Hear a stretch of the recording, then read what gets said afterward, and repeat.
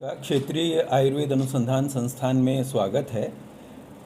सभी मिनिस्ट्रियों ने नई नई एक्टिविटीज़ की हैं। उसमें से मिनिस्ट्री ऑफ आयुष की भी बहुत सी एक्टिविटीज़ हुई हैं। कुछ के बीज तो पहले डल गए थे, उनका फल अभी मिला है। इसके अलावा भी बहुत से इम्पोर्टेंट एक्टिविटीज़ हुई हैं जिनको कि हम चाहते हैं कि आपके माध्यम से जनता को पता चले कि मिनिस्ट्री ऑफ आयुष क्या क्या एक्टिविटीज़ कर रहा है। तो मैं ब्रीफ करना चाहूँगा कि सबसे पहले तो मिनिस्ट्री ऑफ आयुष का और WHO का इनका MOU हुआ है।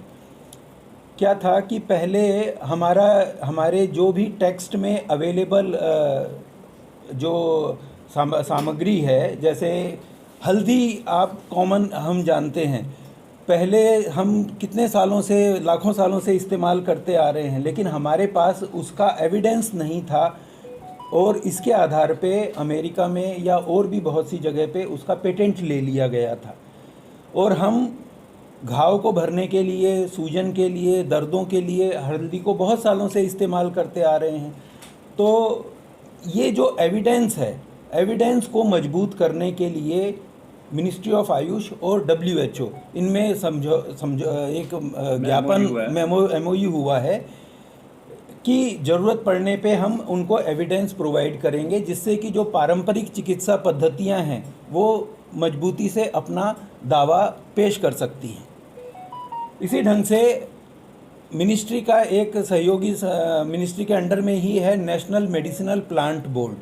नेशनल मेडिसिनल प्लांट बोर्ड ने वियतनाम की गवर्नमेंट के साथ में एक MOU किया है।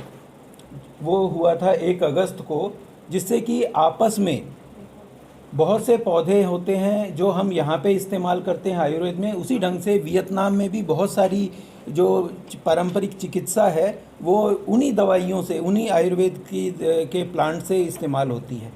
तो इनका जो डाटा शेयर करना या उससे संबंधित, रिसर्च से संबंधित जो भी जानकारी है वो आपस में बांटना, ये इस MOU का उद्देश्य है।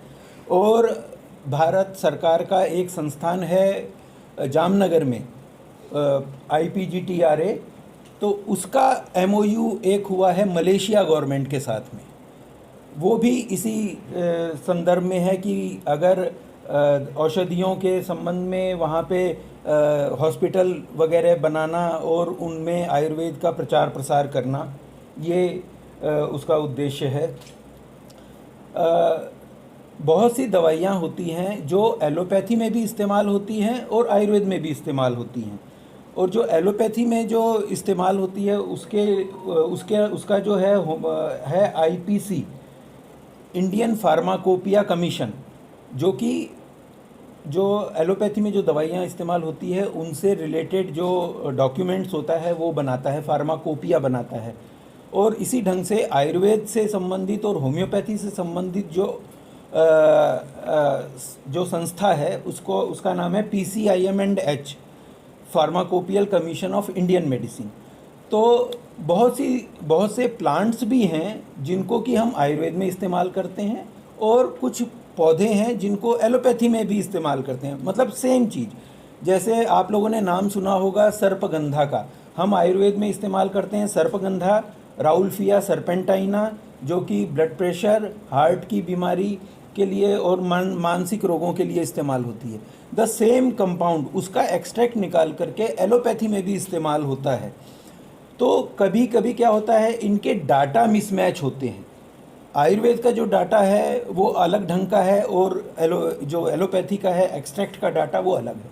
तो ये जो मिसमैच को भी दूर करने के लिए इनमें आपस में एक MOU हुआ है IPC और PCIM&H में, ताकि एक ही डाटा, एक ही स्टैंडर्ड जो है उस एक ही स्टैंडर्ड से काम हो और उसका रिज़ल्ट हम अच्छे ढंग से प्रस्तुत कर सकें।